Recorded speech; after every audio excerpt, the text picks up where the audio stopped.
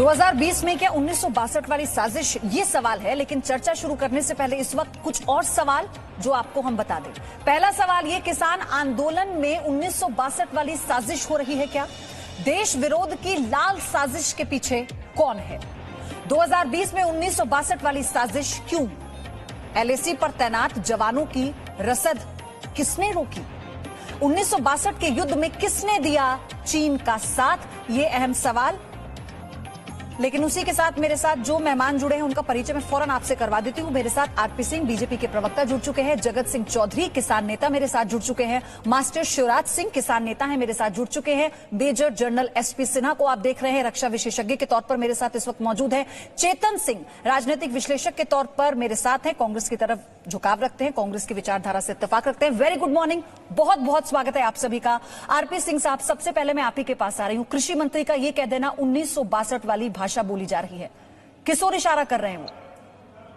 देखिए, वहां पर जिस प्रकार के लोग अंदर हैं और जिस प्रकार के कुछ नेता हैं, मैं सिंगू बॉर्डर की बात करूं विशेष कर, जिस प्रकार की भाषा का उपयोग किया जा रहा है और जिस प्रकार के लोगों का समर्थन किया जा रहा है, किसान आंदोलन के नाम पे किया जा रहा है।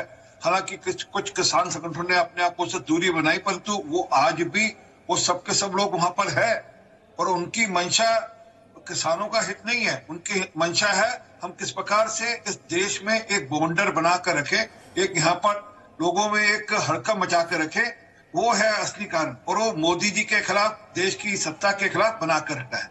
और मैं एक निवेदन करना चाहूंगा और इसलिए कह रहा हूं कि हम भी विपक्ष में रहे हैं और आज दूसरे लोग विपक्ष में है। आज अंग्रेजों से लड़ाई नहीं है, लोकतंत्र में और भी तरीके हैं। आपके पास मशीन पर उंगली दबाने का, आपके पास डेजिग्नेटेड प्लेस पर जाने का, सुप्रीम कोर्ट जाने का, ये सब अधिकार आज है। और अगर आपने रास्ते पर ही कुछ करना है तो ऐसा तो मत करिए जिससे आवागमन बंद करिए। और ये मैं नहीं, सुप्रीम कोर्ट भी कह रहा है कि 1962 वाली साजिश हो रही है। मैं उदाहरण देता हूं आपको।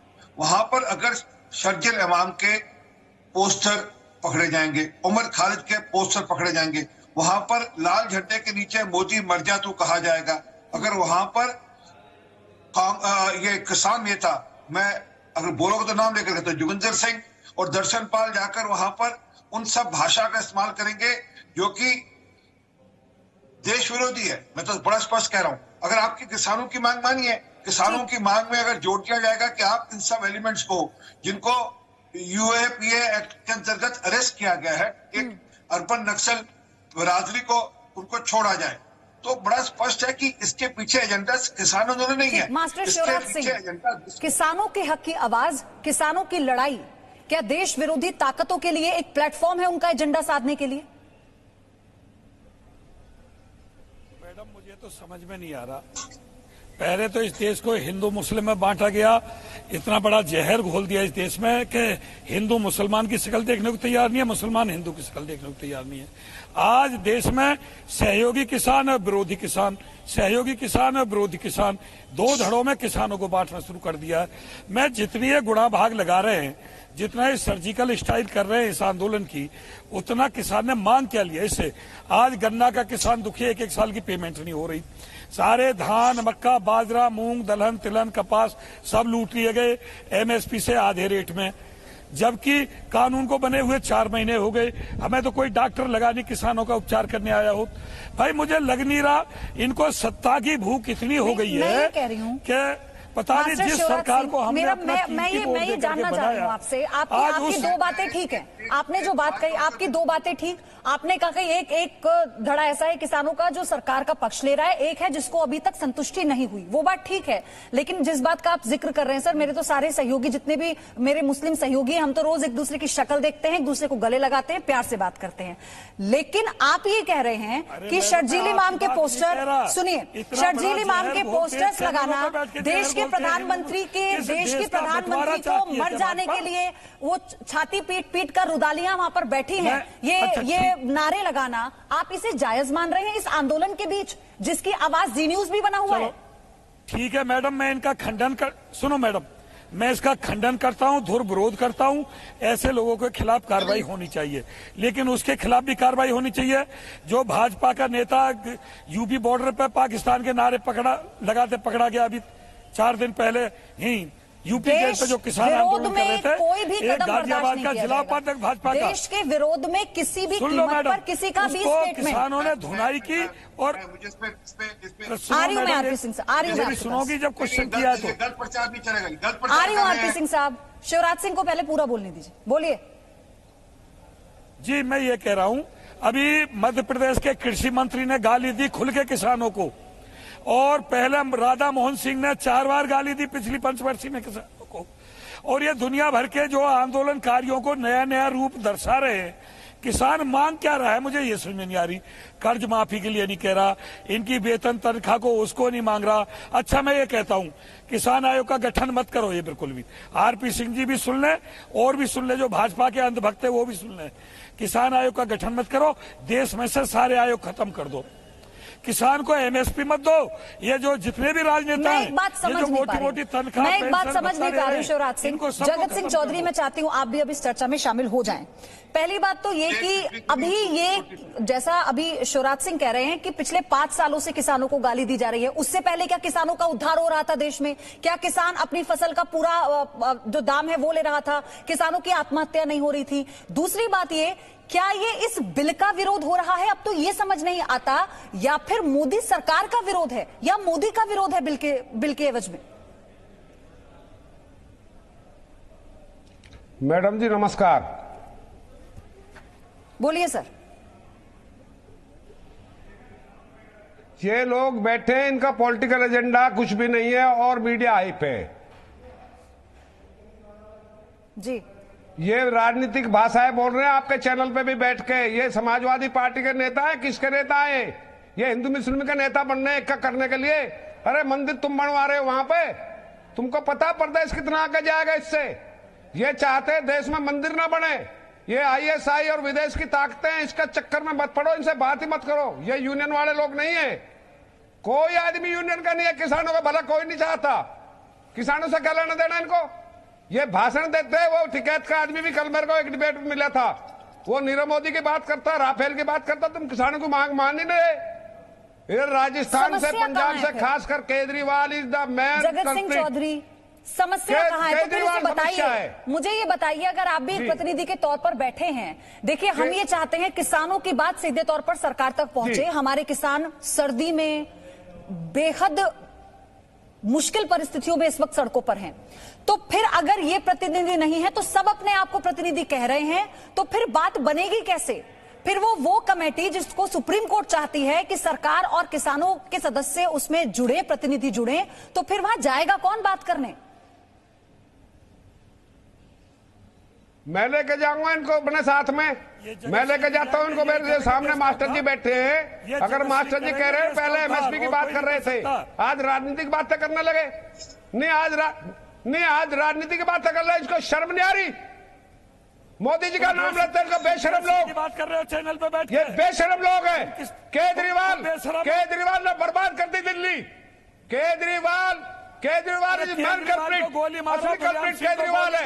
मैं दिल्ली में किसानों के तो अरे केजरीवाल है, किसान नेता बन के बैठे हो। केजरीवाल को गोली नहीं मारनी, केजरीवाल को गोली नहीं मारनी। हमारा रिश्तेदार सर्वोच्च न्यायालय है, राहुल गांधी हमारा रिश्तेदार है। गोली हमने मोदी को वोट दिए, मोदी तुम्हारा ही नहीं है, बीच में मोदी हमारा भी है। बीच में मत बोलिए, तुमने नहीं बनाई, बीच में मत बोलिए, हमने बनाई है। राजनीतिक भाषा बोल रहे हो, भक्त चैनल पे राजनीतिक भाषा बोल रहे हो।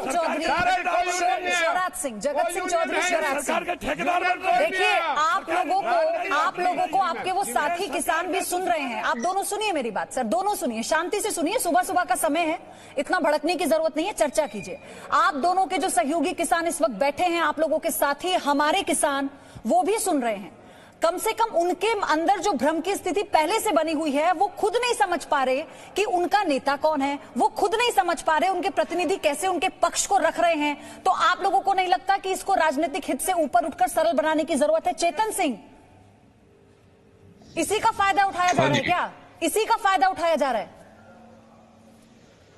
देखिए पयोधी जी, बात बड़ी स्पष्ट है। यहाँ पर किसान, हमारे देश में 70% जनता खेती में है। अमेरिका में 2% है। क्या ये किसानों को खेती ना करके अपना मालिक ना बन के गुलाम बनाने की जो परंपरा शुरू हो चुकी है भारत में, जो सारा प्राइवेटाइजेशन कुछ कंपनियों को देने की जो ये परंपरा शुरू हो चुकी है, उसके लिए जाता हुआ नजर आ रहा है। उसके लिए सरकार की जो भूमिका है, प्रधानमंत्री की जो भाषा है कि भड़काया जा रहा है, तो इस भाषा से क्या नजर आता है कि वो चाहते नहीं कि समाधान निकले, वो तो ब्लेम गेम चल रहा है। उसके बाद तोमर साहब भी क्या कहते हैं, कृषि मंत्री, अगर आप सरकार की बात कर रहे हैं चेतन सिंह, 10 सेकंड में अपनी बात पूरा समय दे रही खत्म कर, मैं अपना काउंटर भी तो लूंगी ना आपसे, तो ऐसे आप सुनते जाइए और मुझे बताते जाइए। आपकी बात से मैं अपना काउंटर ले रही हूँ, आप सुनिए और मुझे बताइए।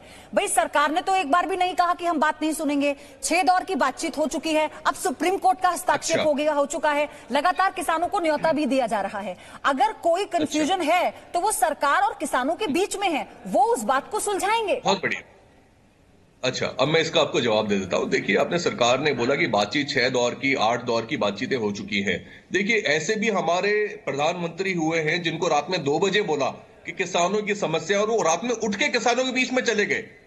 यहां तो ऐसे अपने महलों में बुलाया जा रहा है। ये बात करने का तरीका है? अगर मंशा होती तो हमारे प्रधानमंत्री जी और जो उनके मंत्री हैं वो वहां पर किसानों के पास जाके समस्या का तुरंत समाधान निकाल देते। लेकिन जो छवि बना रखी है कि ना मैं मंशा की बात तो ऐसी है ना, मैं पीछे मंशा की बात से अगर आप मंशा की बात करेंगे चेतन सिंह, तो मंशा से लेकर फिर इच्छा शक्ति तक बात आती है, जो आपके मैनिफेस्टो में थी, जो आपके घोषणा पत्र में थी। वो मुझे दोबारा से बताने की जरूरत नहीं है, पूरे देश को पता है आपने भी क्या वादे किसानों से किए थे। लेकिन major general SP Sinha sir, मैं आपसे ये जानना चाहती हूँ, इस पूरे आंदोलन को लेकर अब जितना ये संवेदनशील हो गया है, क्या आपको लग रहा है कि इसे लेकर कुछ देश विरोधी ताकतें हैं जो अपना एजेंडा साध रही हैं, जिसका जिक्र कृषि मंत्री ने किया?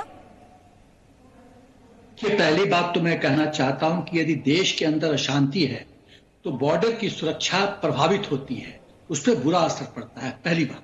दूसरी बात जो मैं कहना चाहता हूं कि यदि ये किसान का रैली है तो किसान के रैली में प्रो खालिस्तान स्लोगन क्यों उठ रहा है, प्रो पाकिस्तान स्लोगन क्यों उठ रहा है? दिल्ली के जो आतंकी थे, राइटर्स थे, उनको छोड़ने की बात क्यों हो रही है? लेफ्टिस्ट लोग राव को छुड़ाने के लिए क्यों जोर दे रहे हैं? आतंकियों को छोड़ो, इस पे क्यों जोर दिया जा रहा है? मुद्दा है किसान रैली।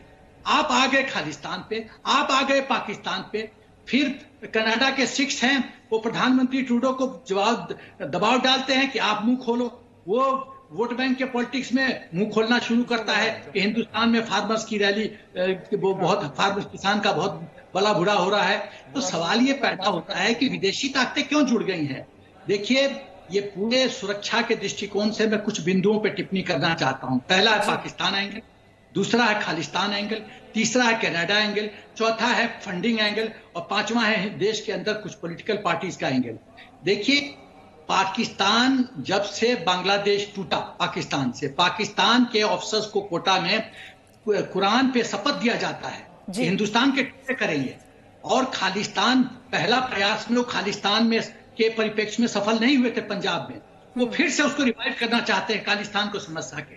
और दुख की बात है कि हमारे सिख भाई जो गुरु नानक के वंशज हैं वो पाकिस्तान के चंगुल में फंस रहे हैं।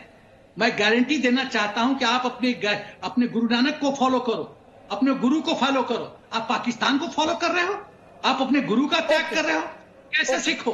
तो ये देश जो है, और मैं एक पॉलिटिकल पार्टी को देखिए, आरपी सिंह साहब बड़ी हर तरह से चुनौती। लास्ट कमेंट सर, समय की कमी है, 10 सेकंड रिएक्शन लेना है।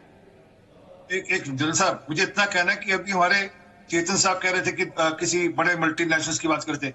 नेस्ले और पेप्सी को कौन है जिनको कैप्टन अमरिंदर सिंह अपने आंखों पर बिठा कर ले गए थे, और वो गए थे अंबानी के पास। मैं आपको वीडियो भेज दूंगा, देख लीजिए। बात कर लो, समस्या का समाधान निकालो, नफरत मत करो। आप तो नफरत की बोलते जा रहे हो, उसकी वजह से देश का नुकसान हुआ है। और जो सिन्हा साहब ने बोला, यही किसान है जिनके बच्चे बॉर्डर पर खड़े हुए हैं, उसके बारे में भी सोच लीजिए। देश की सुरक्षा के दृष्टिकोण से भी सोचने की आवश्यकता है। देखिए, कुल मिलाकर बात सिर्फ इतनी है चेतन सिंह, कुल मिलाकर बात सिर्फ इतनी है कि किसान ये चाहते हैं कि अगर उनके मन में कोई संशय है तो फिर सरकार अगर ये कहती है कि हम भाई किसानों के बीच जाकर भी समाधान को तैयार हैं, तो फिर सरकार की तरफ से अब इस कदम में डिले क्यों हो रहा है? और क्या इसी का फायदा जैसा हम बार बार ये कह रहे हैं कि देश विरोधी ताकतें वो टुकड़े टुकड़े गैंग उठा रहा है जो शायद अब डरा भी हुआ है। उसके लिए ये एक नई जमीन, उसके लिए ये एक अवसर तो नहीं है। इस चर्चा में इतना ही। बहुत बहुत शुक्रिया आप सभी का हमारे साथ इस चर्चा में शामिल होने के लिए। Presenting B News app available on Google Play and App Store. Download it now.